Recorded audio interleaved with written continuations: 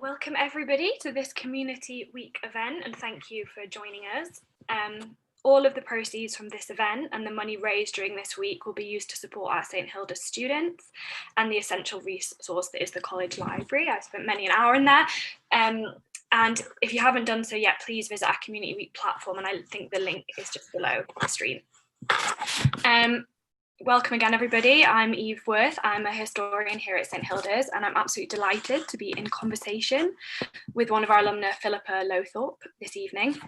She is an award-winning director, and her most recent film, Misbehaviour, has just come out. I've watched it twice already, actually, and it's amazing, and it speaks so much to that kind of incredible moment of feminism in the 1970s. And we're going to have a chat about that, and we're going to have a chat about a bit about her kind of life and career as well, and being a female director. If you have any questions, please pop them in the kind of chat box below the YouTube live stream, and I will see them, and I will pass them on, and we'll kind of include them in the event later on. So, welcome, Philippa. I kind of want to start by just asking a bit about your kind of experience at St Hilda's, considering we know it's Community Week. We're thinking a lot about the atmosphere of St Hilda's and what it means now at kind of this moment in this unprecedented times. So could you tell us a bit about your time studying classics here at St Hilda's? Yeah, well, I was very lucky to go to St Hilda's. I went to a comprehensive school in Lincolnshire. And so when I went to St Hilda's, I was quite shy and nervous because people from my school didn't really go to Oxford and Cambridge very much, but we had a very amazing Latin teacher called Mr. Stubbs, and all three girls in my class, there were only three, one went to Cambridge and two of us went to Oxford, and I think I spent a lot of time in the first year being very, very shy and feeling like I shouldn't really be there, I remember. And also in those days, I think classics, this is 1980, so ever such a long time ago now, there weren't many women at Oxford. There were like maybe 3 or 4 women to 10 men. And also it was quite a public school subject, classics, in those days. And there weren't very many people like me from a state school. So it was a sort of a very interesting experience, really, to come to Oxford. But I'd always wanted to go to Oxford ever since I was like 13 or 14, and my mum and dad brought me, and we stayed in the Hotel Eastgate near St Hilda's and walked around, and I just thought it was the most amazing, romantic and brilliant place to come. So getting in was really wonderful, and doing 4 years as well. Obviously got the chance to be here for 4 years and stay in St Hilda's and also live in Oxford as well, and the beautiful grounds of St Hilda's. And it was a very friendly atmosphere when I was there. Obviously it was still women, and there weren't very many mixed, well, there were quite a few mixed colleges, but they'd only recently gone mixed, so it was still very, very male. But yeah, it was a really nice experience. I'm still good friends with some of the girls who did classics with me. And was it quite a male-dominated subject as well as a public school-dominated one? Did you have a lot of tutorials with men from other colleges? We did. We shared our tutorials with UNIV a lot. But I love the person who taught me at UNIV. He's Professor Pelling. I like calling him Dr. Pelling but he became Regius Professor of Greek at Christchurch. But he was my absolute favourite tutor. I think I was a bit of a hopeless case really for him, but I really liked him a lot. No, I had fantastic tutorials with him. And when we kind of were discussing the event before, we were talking about a bit about the political context of the time that you were at St Hilda's. Could you kind of that kind of 1980s? I think when I was there, I remember one of the first experiences of being at St Hilda's was a Reclaim the Night march. And I'd come from the rural Lincolnshire where nobody really protested about anything. And it was like, we went to school near Market Raise and it was in the middle of nowhere. And so it was a real awakening for me that politics could be discussed and thought about, and you could go to the Union and see all these extremely confident people stand up and like shout about their ideas. And I would have never dared do that. So I was a bit of I think I was more of an observer, when I was at St Hilda's. Although I did do quite a lot of drama. I did. Oh, really? I did get to do a bit of drama here and there. But that was exciting, you know, being around people who super clever, shooting their mouth off and having ideas. You know, I think I had to grow into that a little bit when I'd left Oxford, but when I was there, I was probably more shy and just watching what was going on. Did you go on the Reclaim the Night marches, or were you just knew people that did? I went on the later ones, but that first one, I did it. I wasn't on it, but I remember seeing these women marching down the street with their banners and thinking, what the hell is that? And then, you know, learning about feminism.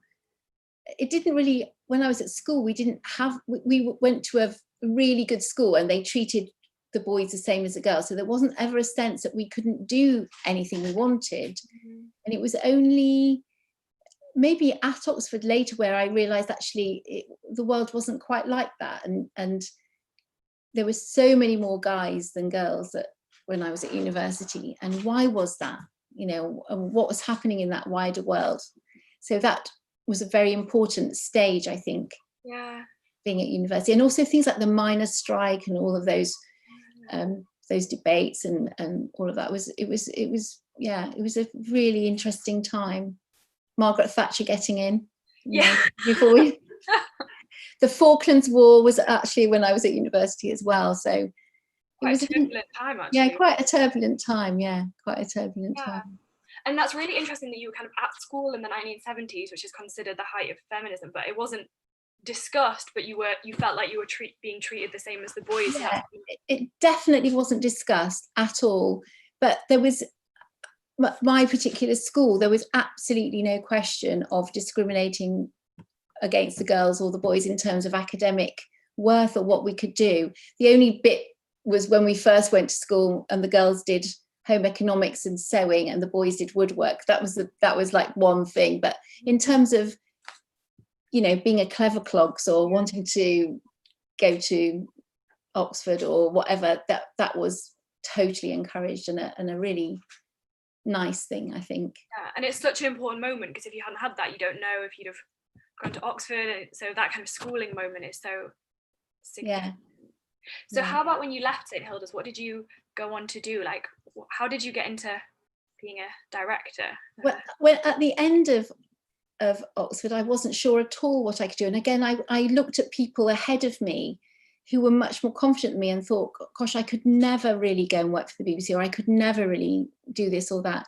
So I tried to go and be a barrister for a while and did the City University conversion course, which I absolutely hated. Why I did that, I just don't know why I did that. But we all have, after you leave university, it's sometimes a bit wobbly for people finding your feet, isn't it? It's your first go outside education. You've been in there since you were 3, you know. And so I did that, but I thought, this is absolutely appalling and I cannot bear to be there. It was, again, a very male world, the world of Middle Temple and eating those dinners and all of that. And I just thought, I am not interested in the law whatsoever, but I am really interested in the stories and the people and the cases and the this and the that. So I did that year, and then I decided to look for another job, and I got a job as a researcher at Yorkshire Television, working on a kind of big health programme, which was like a programme where 17 million people would watch it. It was on ITV, and my job was to find the people to come on the show and talk to a woman called Dr. Miriam Stoppard about their health. I remember Dr. Miriam Stoppard, from the 90s. I remember. Exactly. So that was our first job, and we had to trail around the country persuading people who, you know, quite poorly people, maybe who'd been on drugs or who'd, you know, lost their kidneys or like some things like that, to come and discuss some sort of philosophical idea about health. And it was an interesting experience. It's kind of interesting because I suppose, like, there's people say like being a barrister or the law is like a performance as well. Like it does have that kind of element of drama, and then going to be a researcher and thinking about people's stories, or like asking people about their lives. So in a way, like, it sounds different, but it all kind of seems to fit into some kind of pattern about what you're interested in, even though. Although I think actual law, I mean, forgive me for any lawyers who might be listening, but it's quite dry. Whereas listening to people's stories and listening to their lives and just hearing their voices and it is so much of a privilege. And I've always loved that. So I went from that into making documentaries, and then I've always often ended up making true stories in my drama. So I've always been drawn to things that have really happened rather than fiction. Yeah. And I think that comes from that love of listening to people and hearing their stories and thinking about real events, whether it's historical or more contemporary. Yeah. So my main kind of thing is I do oral history, and it's exactly for that same reason. I absolutely just love speaking to people about their lives, and it's always kind of more twisty, or it takes a left turn, and people are so surprising. I just find that so, and exactly what you mean about like it being a privilege. When someone speaks to you about their life, you always feel very privileged and then wanting to either write a historical piece or make a documentary that reflects and is true to them, does those people justice. So that completely chimes with how like I feel about historical writing, because I do quite contemporary, and that boundary between what's historical and what's contemporary and what's true as well is also really interesting. Yeah, sorry, my husband's come in for some car keys. Absolutely, it is. It's like if you're listening to somebody and they're taking you on an emotional journey as well as a factual journey, and it can be very, very moving. One of the first documentaries that I made for when I went to BBC Bristol was about a war memorial in Enniskillen, and when I first went over there to talk to, my job was to find people who would talk about this war memorial. And when I first went over there, nobody would talk to me because I'm an English person, and they were very, very, very adamant that they wouldn't talk to anybody. But I finally talked to the daughter of one of the victims, and I think she thought, oh, she could talk to me. And then I sat in this hotel, still couldn't get anybody to talk to me. And then various notes came to the hotel. She'd given me the little tick, and then all these other people said they would talk to me. And in the end, I had about 50 or 60 people who wanted to talk to me. God. And I thought, it's been such a big thing for these people to want to talk. I can't not hear their story. So I decided to group the people into their group. So the whole of the band of Enniskillen, which had played on that day when the bomb had gone off, talked to me in a massive group. The ladies who cooked the funeral teas talked to me in a group.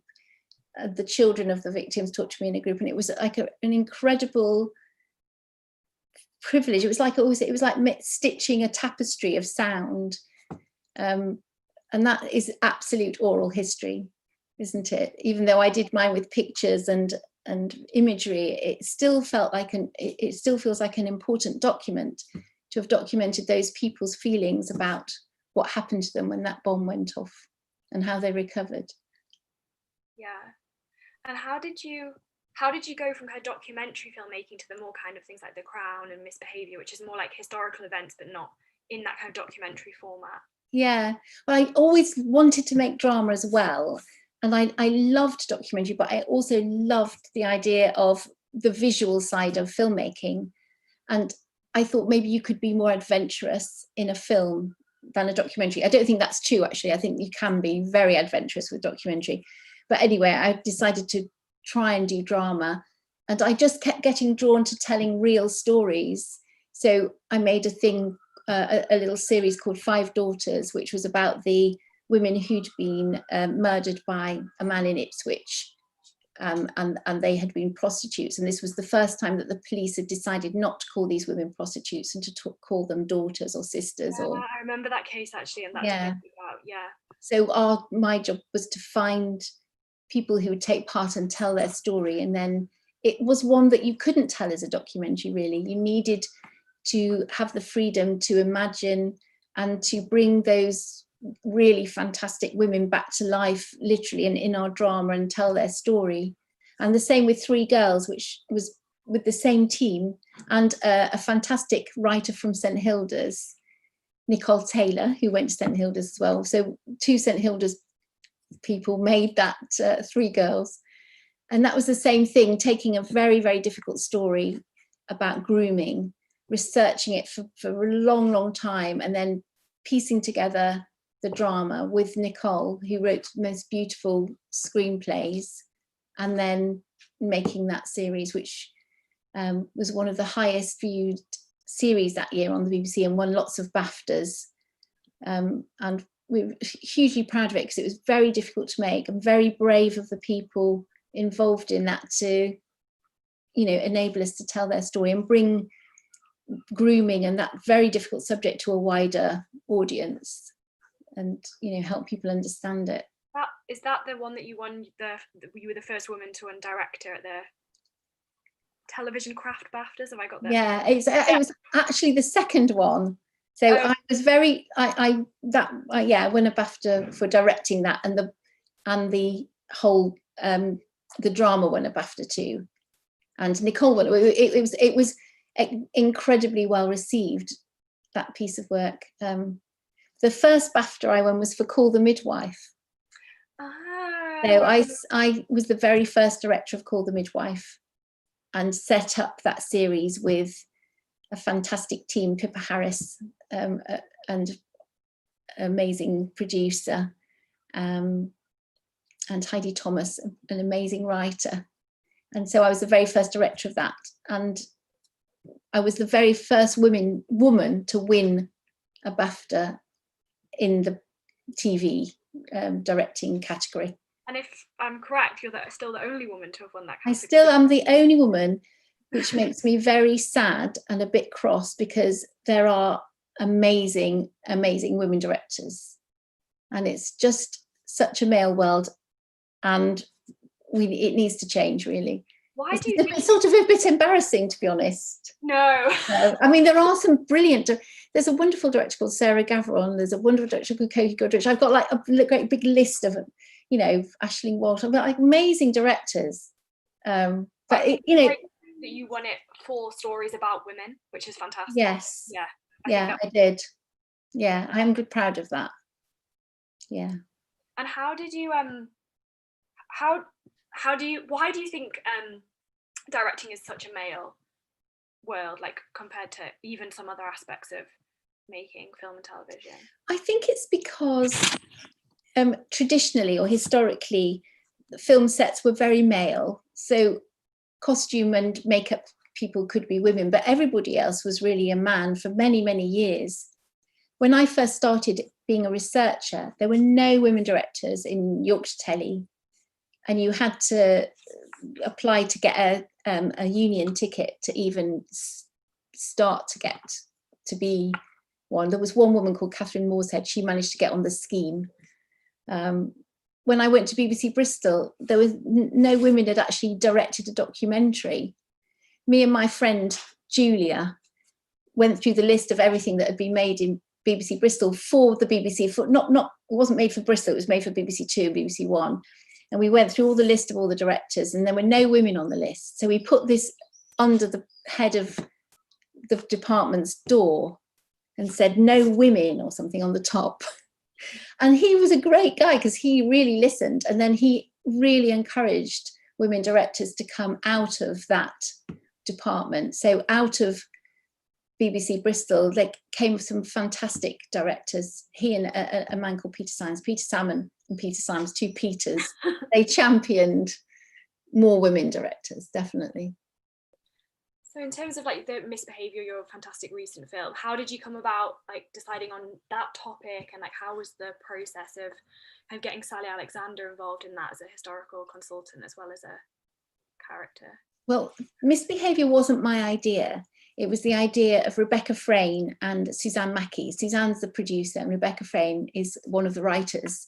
And they had this idea after listening to a fabulous programme on the radio, The Reunion, on which Sally Alexander and Jo Robinson and Jennifer Hoston appeared on this programme. And Suzanne and Rebecca thought, God, this will make the most amazing film. And they managed to get some development money to write a script. It took them a long, long time. So about 5 or 6 years later, they managed to get somebody to take this on. Another co-writer was brought on, Gabby Chappie, as well. And so I joined that team then. And I was very, very thrilled to be asked. I made The Crown with Suzanne, so I knew Suzanne. And I thought Rebecca's script was really, really fab, and it's such a great terrain. 1970, the first woman of colour to win, and also this bunch of reckless feminists storming the stage. It was like a conflagration of protest and political upheaval. It just seemed like a no-brainer. What an amazing story. So I joined that team. I was very lucky to be asked to be part of it.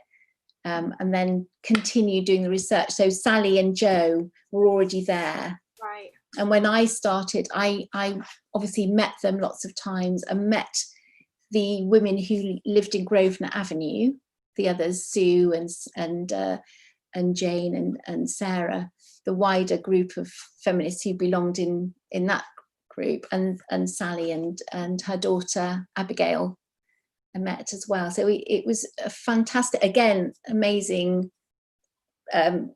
privilege to get to know these women who are still very, very feisty feminists, I have to say. They are quite, I mean, Sally is one of the most inspiring people I've ever met in all of my career. Yeah, and as a historian, she's a pioneer of women's history alongside everything else that she did Absolutely. in feminist activism.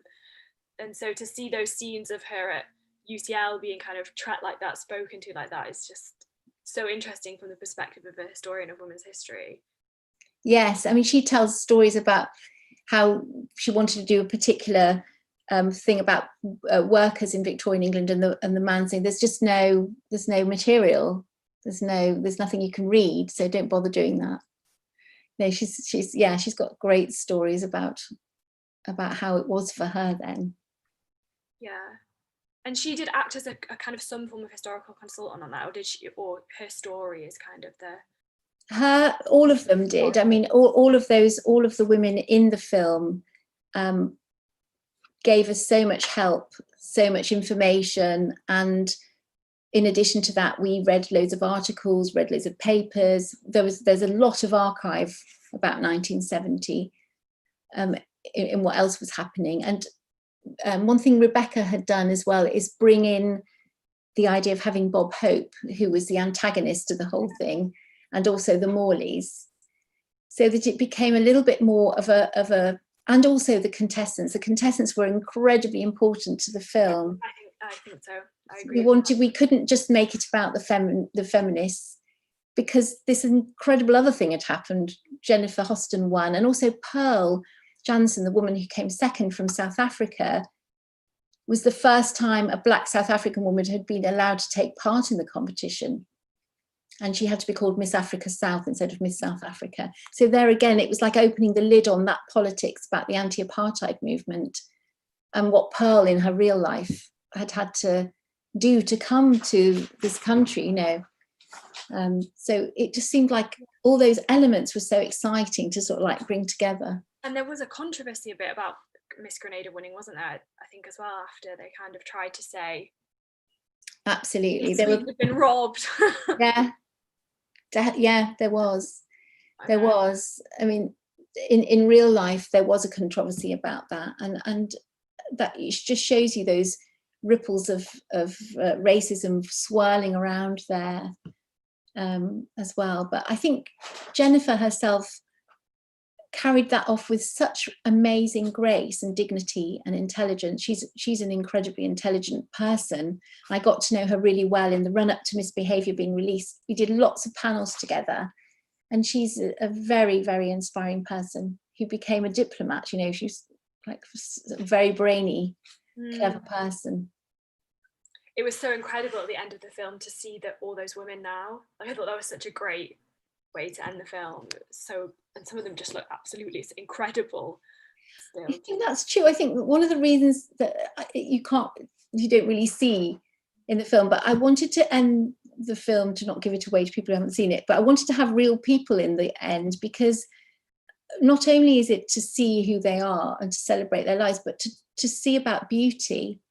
And I think we often don't see older women portrayed in film or on television and have their beauty for us to behold, and just to gaze at these wonderful women who are older, and just you can see their personality shining through, but they are as well beautiful. So that's another thing I wanted to say. I felt like those images powerful, like they had power. Yeah, exactly. Power and beauty and fierce intelligence, just the way they look at the camera. Yeah. Also, I just think it's one of those moments that makes you think, God, this wasn't that long ago. Like, in a way, 50 years is a long time, but it's not even a lifetime. So it's that's so right, Eve. It's like looking back. It's 50 years to look back. Now it's a good time to look back 50 years ago, and certain things have been changed. But even things like, you know, the women's liberation movement trying to get equal pay for equal work, that's still not the case, is not it? Happening? No. I know their list of demands that they had in 1970. Almost all of them are still absolutely relevant today. They absolutely are relevant. Yeah. And I think what I wanted to say as well is just like, I do think the film rings true in terms of historical terms, from a historian's perspective, of someone who works in that period. There's so much about that rings true. And one of the things I wanted to ask about was Sally's relationship with her mother, because to me that's so interesting, and that Sally's generation's kind of relationship with their mother just comes up again and again and again in the source material. And I thought it was really great that was reflected. And I just wondered if you could speak a bit more about some of those tensions within the generations and within class and within the movement, because I think those tensions were portrayed quite well in the film. Like, it wasn't flat. That moment wasn't kind of flattened, and how you kind of went about doing that. Yeah, I think it would be easy to believe that all those women got on really well. Not Sally and the women, but even within the Grosvenor Avenue group, all of the women have different ideas about feminism, and they were constantly debating what was the best thing to do. And as Sally kept saying over and over again, we were making it up as we went along. There wasn't a set of rules for feminists in 1970. All those women were just getting together in different people's rooms, back rooms, kitchens, and talking about feminism, trying to work out what were the important things and feeling their way. It's so easy to look back now and think it was all super organized, and it really, really wasn't. And that's very, very interesting. So while those young women were making up what they thought was important and struggling to identify what they should and shouldn't do with their lives and their newfound power and what they should fight for, on the other hand were the older generation of women who were probably worried or aghast at what they were doing. I think one of the moving things about the women in Grosvenor Avenue is that they were unlucky, that they'd had to leave their families, they'd had to leave their mothers or fathers who had disapproved of what they wanted to do. So they'd kind of escaped from their homes and their families and made a new family together. Sally had a different experience in that her mum was incredibly supportive to her when she was at the Ruskin and when she was at UCL, and she had an excellent relationship with her. And we portrayed that one dispute with her, because Sally, of course, would have had disputes with her mum and about ideas, but she had a very lovely relationship with her mum. But we wanted to show that generational divide, or the tension, or the different ideas, the very valid ideas from Sally's mum's point of view, and the very valid ideas from Sally, and see how they clash and how they were being worked out and juggled between them, you know. So that's one of the most important scenes in the film, I think. And I think that thing of saying that I'm here looking after your child while you're doing this is so powerful. And also, even in the commune, if those women have left their families, but it's other women who are sharing the childcare with their children. So in both situations, it's still women who are having to do a lot of that childcare work, or absolutely support each other. Yeah, Yeah, I think when later than our film, but when the women in the commune started having their own children, they created a brilliant network of support for each other as mothers within Grosvenor Avenue. And Sally too, in our film, she looks like she lives in a flat, but in real life Sally also lived communally, so she had people who lived upstairs, downstairs, and who came together to help also with childcare and, you know, communal living. It was a big idea in the late 60s, 70s to live in that way, wasn't it? Yeah, and there was the whole squatting movement in London at that time as well, so definitely. And another one of those scenes where I feel like those tensions are played out really well, so Sally and her mother, but also towards the end in the kind of bathroom scene after Miss Grenada's won and Sally goes in there, and that debate as well. And I wondered if you could speak a bit more about that tension that's kind of exposed by that, quite crucial. Yeah, that also is the other very important scene in the film. I think that the idea that Jennifer had her responsibility to inspire girls, black girls at home, from home, she felt that very, very strongly in real life. She did. That scene never happened. That is drama. That is a fictional scene.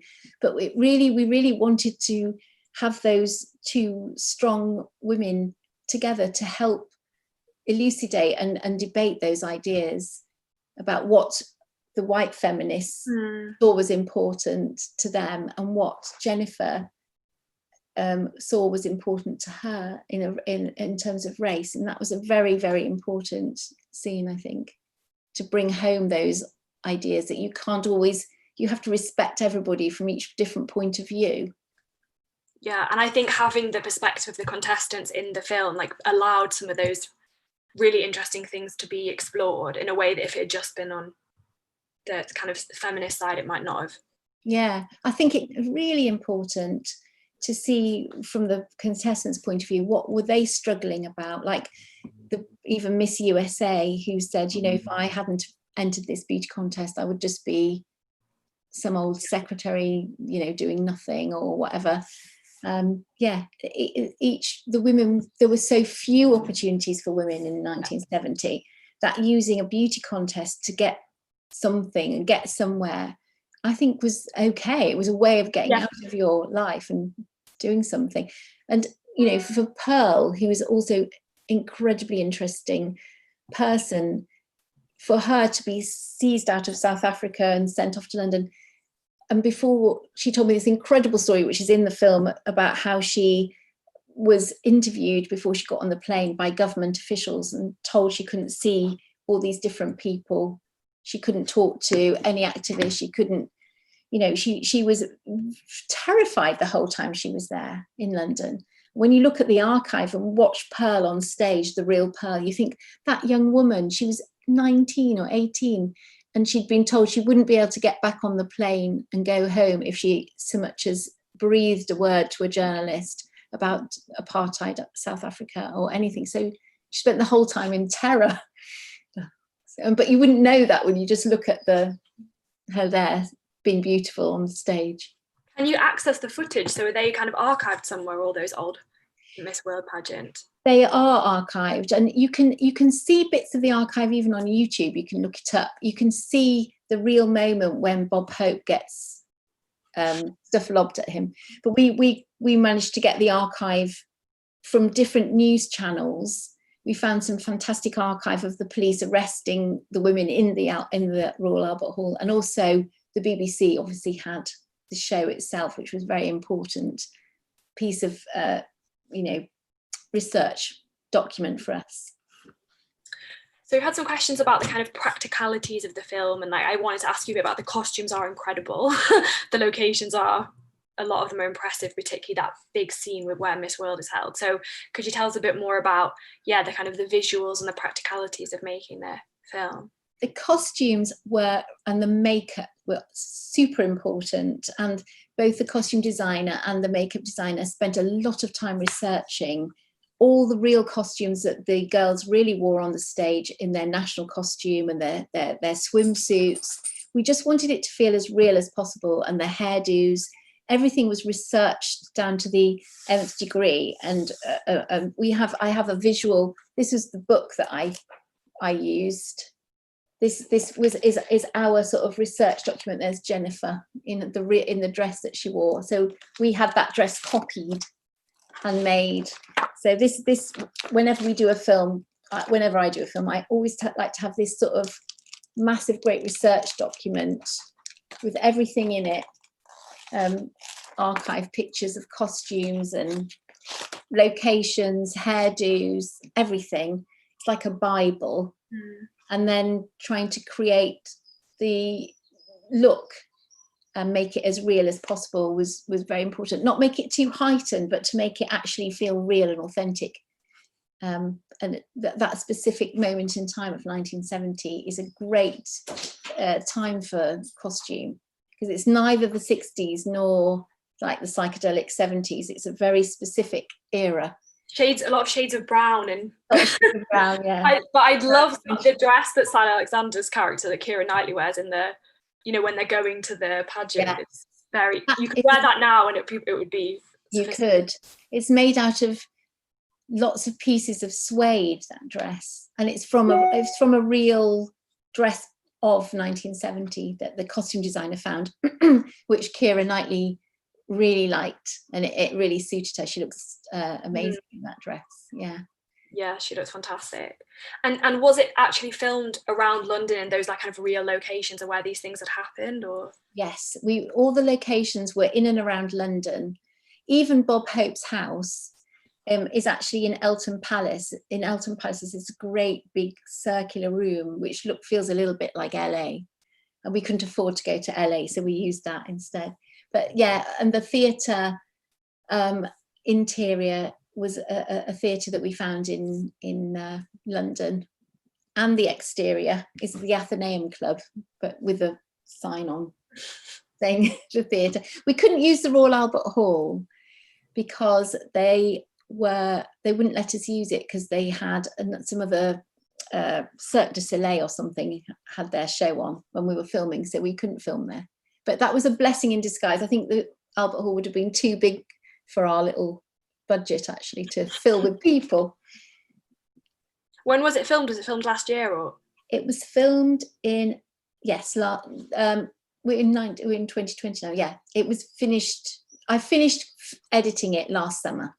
So how long does a production take to make? Like, how long did you? It was probably from the moment we got the green light, it was probably about a year.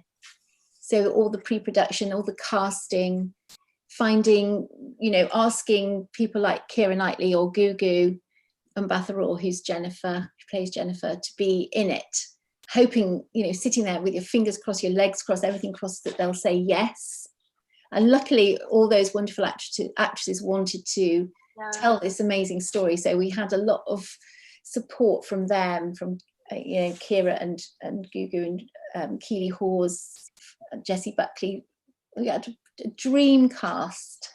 Yeah, the cast is really impressive, and also some up and coming names, like people I hadn't seen before. Some of those women, but yeah, some very new people. The girl Louise who plays Pearl had never done anything before, so that was her first ever role, which she carried off with a huge aplomb. And then Greg Kinnear, who was daring enough to play Bob Hope. And actually, I want to ask my partner. We watched it last night, and he wanted me to ask you, how long did Greg Kinnear's makeup? How long did the Bob Hope nose ask? He specifically asked me to ask you that. How long was he in makeup? Quite a long time, to put the nose on, and it's very subtle. It's you don't even really notice it there because it's so brilliantly done. He had it made in LA, and then the nose came over in the plane with him. And but a couple of hours to have it done. He was such good sport. He studied all Bob Hope's mannerisms and how he held himself and how he walked, and actually what happened during that when the girls get up and bombard the stage. We tried to do it very faithfully to the archive that we'd found. We've had some questions about how have kind of younger women reacted to the film. Have you spoken to, do they kind of feel it's relevant to their lives now, or is there does it seem like a historical piece to them, I wonder? What's been lovely is that young women have absolutely loved it. Like young teenagers, 13, 14, or, 18, 20. I think they've loved seeing young women played, reflected back to them. There aren't that many films about young women doing stuff. You might have romantic comedies and that kind of thing, but there aren't many films about women taking the law into their own hands and getting out there and doing stuff. So also the multicultural aspect of it really appealed as well. We had so many in the contestants. I made sure that as far as we could, all the girls who were the contestants really came from that country and spoke the language. I was a bit of a dictator about that. So we managed it more or less, mostly to get people like that, and to give it a very multicultural feel. And also, those two fabulous leads, Jennifer and Pearl, brilliant actresses, black actresses. It's amazing to put them center stage. I have absolutely loved doing that. Yeah, and what I liked about it, kind of what you were saying, is that there's a lot of, maybe not films, but historical writing about the ways the suffragettes in the first wave would like break the law and did that kind of action, but we've actually had less of that in popular culture in terms of second wave feminists, like those, taking the law into their own hands kind of moments that were still needed in the 70s, but we talk about it more like, oh, that was when women were trying to get the vote. So I enjoyed that, seeing that on screen. Oh, that's great you said that, because I think that's one of the passionate reasons why we wanted to make the film, because I think that second wave feminist movement has often been forgotten or a little bit derided as being po-faced, too serious, and the cliche of an early 70s feminist is not what those women are like, and not what I found in my chats with these women. They were funny, energetic, very, very clever, argumentative, full of life, and very, very inspiring, I think. Yeah, definitely.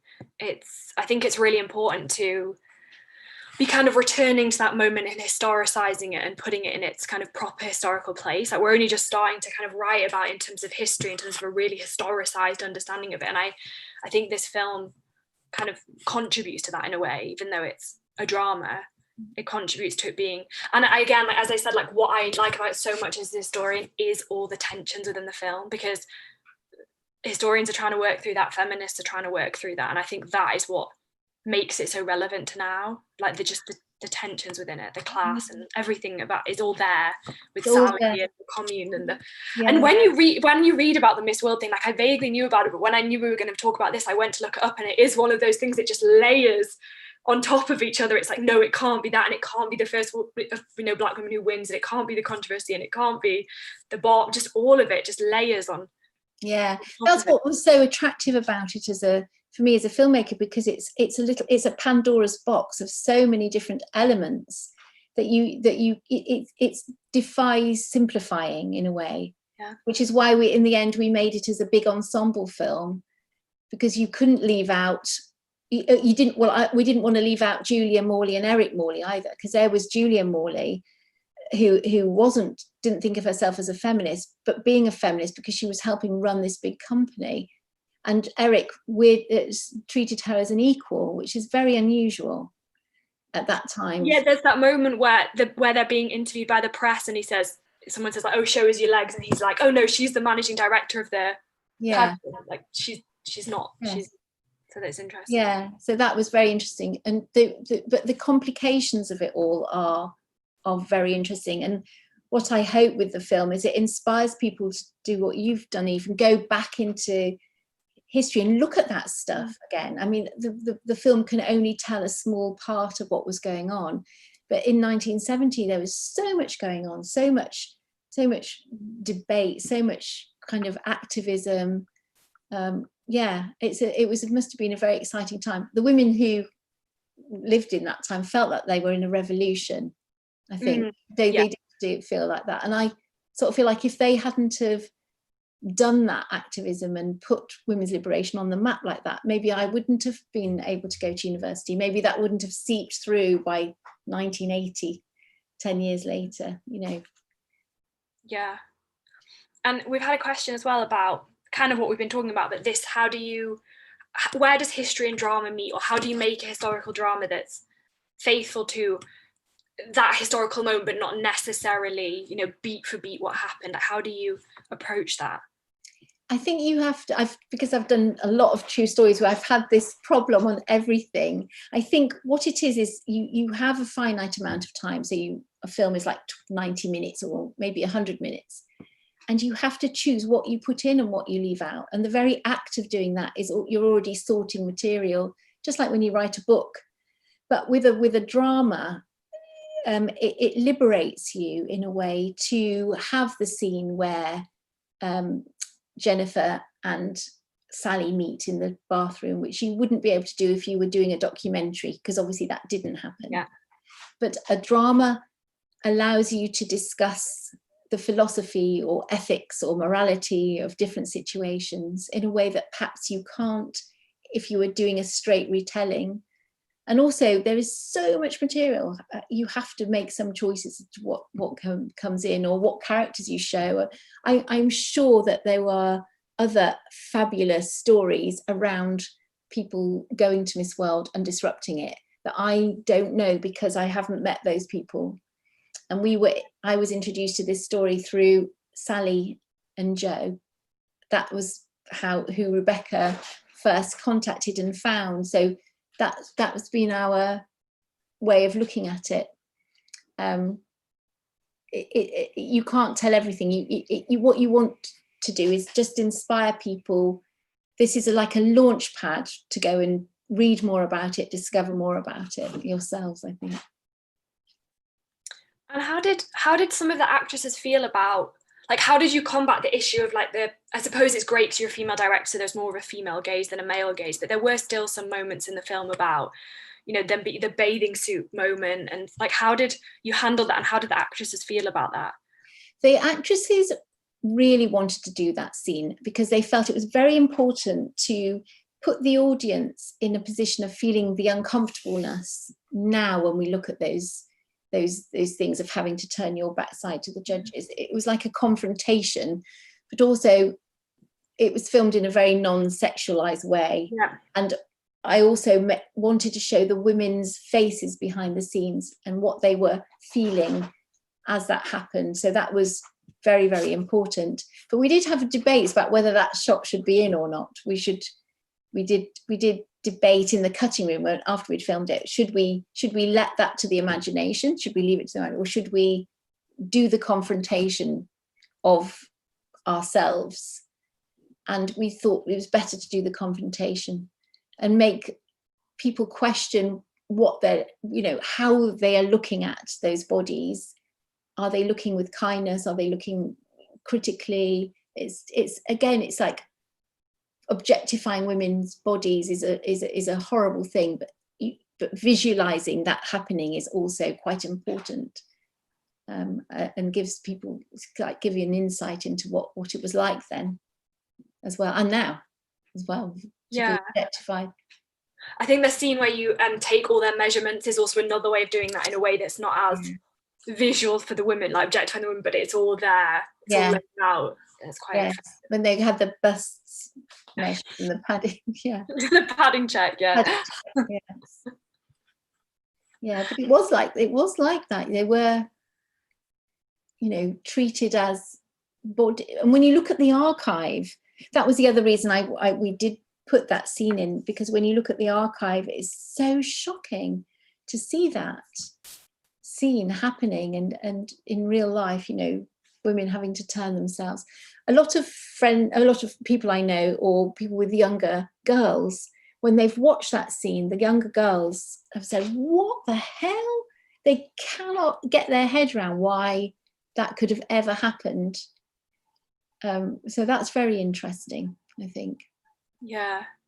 I think that moment where they have to turn around is particularly crude. Like, it's one of those moments, like, you think that must be a parody, like that's such a parody of itself, but it really happened. It like really one happened. of those moments.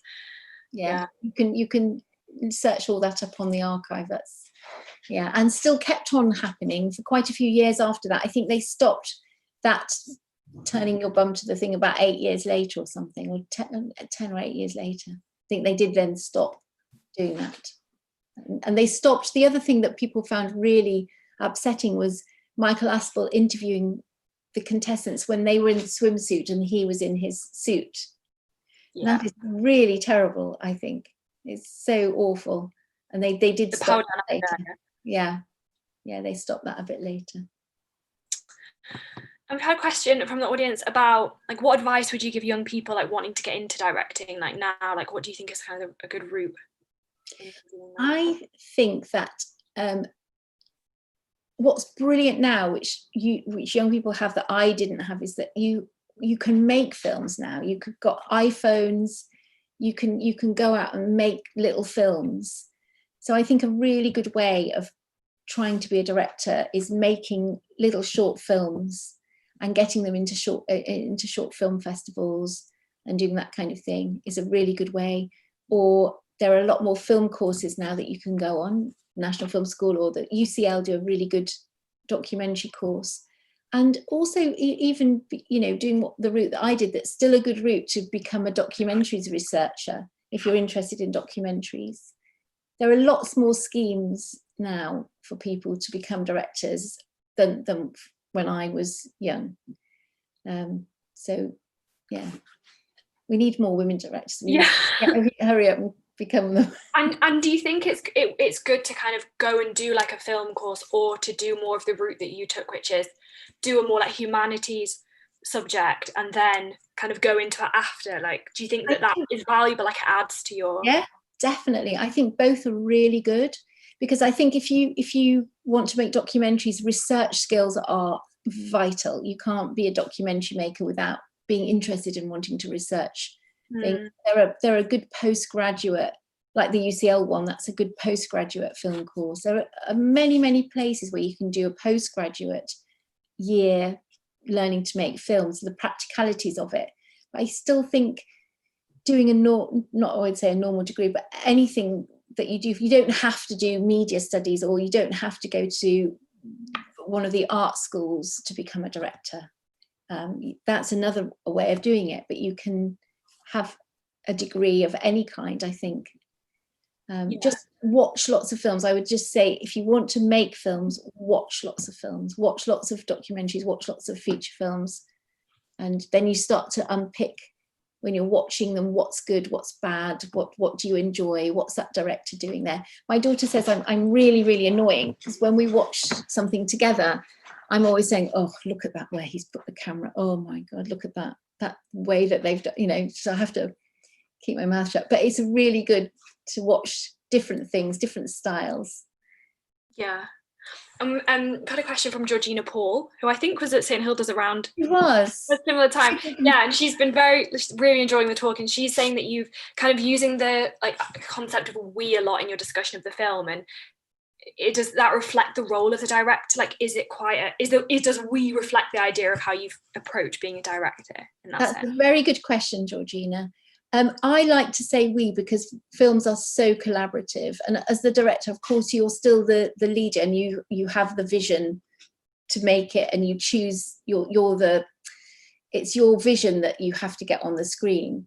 But you couldn't make a film without the amazing director of photography, the amazing producer, the writer. It's such a collaboration, and that's why I like to say we. I couldn't, I think that, again, that's maybe a male thing, that there's the idea of the auteur director who is just forging his vision single-handedly, but that is absolutely not true. Every director needs an amazing set of collaborators who are, vital to helping you get your show on the road. So it's not a royal we, it's a real we. Yeah. And hopefully that acknowledgement of the team and the collaboration, the collective work is what more female directors could bring to that role. I think so. I think most women female directors that I know are very collaborative, and also there are some brilliant male directors who are also collaborative. I think it is, if you acknowledge that it's a collaborative way, it's actually very exciting, because your job is to, as a director, is to inspire people to give you their best work and pick the best ideas, and everybody's giving you amazing stuff to choose from. It's very, very exciting. Okay, so we're going to wrap up soon. It's 8 o'clock, but we've just got a couple of people. So Judy Finn and Augusta Wolfe, I think also contemporaries of your time at St Hilda's, who have been enjoying the session. So we've had lots of very complimentary comments about our discussion and the kind of the way in which you've spoken quite sensitively and interestingly about stories and the way you approach your work, and kind of the respect for, you know, listening to people and how that's reflected in the kind of things you've chosen to direct, which and again, like as someone who works on oral history of women really recently, it is so, that kind of documentary or drama is just really interesting to me to think about how you're approaching a similar questions, but from the angle of being in film. So kind of the last thing I want to ask you is, like, what are you doing now? Like, what are you doing next? Like, how are you doing now in this kind of COVID moment, and what's happening next? So what was very sad about Misbehaviour, because this was a film destined for the big screen, and we had an amazing run up to the premiere. We had the premiere, Pearl flew over from South Africa, all the feminists got together, we all stood on stage and held hands. It was like an incredible, Jennifer Hoston was there. It was an incredible moment of coming together. And then the dreaded coronavirus struck. So our poor film ran headlong into that, and so we had a tiny little cinema release. It was supposed to be in 550 cinemas in the massive release. There were posters all over London. It was just like the worst timing ever, and so that has been what's happened this year, and not just to me, to many people's lives have been affected by this awful virus. So I'm just grateful to have been able to speak about it in sessions like tonight, and the fact that actually people can watch it, they can download it and watch it, and that's been very, very nice. I know it's not on the big screen, but to be able to share the story of Misbehaviour with an audience is fantastic.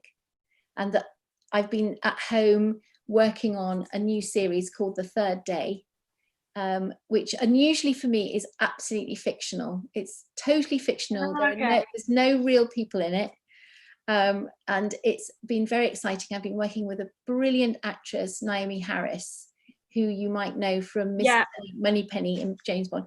She's a fabulous, fabulous actress, and I'm doing one trilogy, and another director is doing the first trilogy with Jude Law, and the two link together in some strange way. And it's been an absolute delight to do. I'm very, very pleased to have been able to work on it, and all through this lockdown bit, it's kept me going, kept me out of the way of my children moaning at me too much. And how is fiction compared to the kind of things we've been talking about? Is it easier or harder to write fiction, do you think? I think the thing about the writer of this is a very interesting person called Dennis Kelly. His writing is so real and authentic, and what I've just used all the same techniques of bringing truthfulness and sort of authenticity to the way it's filmed and the performances. The director of photography I chose has made a lot of documentaries, so I kind of treated it as if it was a real story. In the texture of the filmmaking and how it feels. It feels very, very real, and that's what I've brought to my part of the third day, I think. So you'll have to watch it when it comes out. Okay, I think we'll wrap up there, but thanks. And I think it was quite nice to end on kind of what seems to be your philosophy of like writing and producing films, like the texture of realness and truth and philosophy is an interesting way to approach it. So thank you so much again for joining us, and thank you to everyone for watching. And just to remind you, this is a Community Week event, and Community Week is carrying on this week, so please go to the platform to find out like what's happening for the rest of the week. So thank you. Thank you, Eve. Thank you. You're very welcome.